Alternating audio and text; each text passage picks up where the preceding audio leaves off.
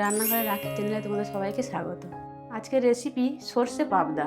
সর্ষে পাবদার জন্য 4টে মাছ নিয়ে নিয়েছি। মাছের মধ্যে একে একে নুন, হলুদের গুঁড়ো, একটু লঙ্কার গুঁড়ো, একটু সর্ষের তেল দিয়ে ভালো করে মিশিয়ে নেব। মাছে মশলা মাখানো হয়ে গেছে, এবার ভেজে নেব। গ্যাসটাকে অন করে নেব। কড়াই গরম হয়ে গেছে, কড়াইয়ের মধ্যে সর্ষের তেল দিয়ে দেব। তেল গরম হয়ে গেছে, এবার মশলা মাখানো মাছগুলো দিয়ে দেব।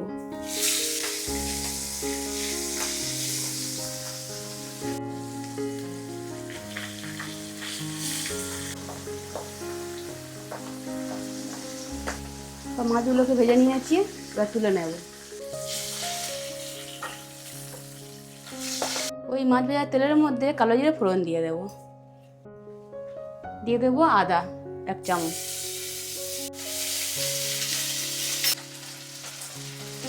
দিয়ে দেবো 1/2 চামচের মতো হলুদের গুঁড়ো। দিয়ে দেবো লঙ্কার গুঁড়ো। এবারে দিয়ে দেবো সর্ষে আর কাঁচা লঙ্কা একসঙ্গে বাটা।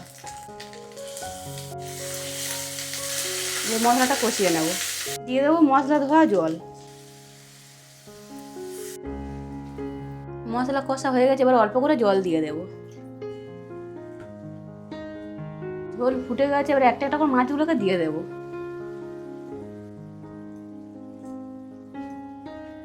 এবারে দিয়ে দেবো স্বাদ মতো লবণ।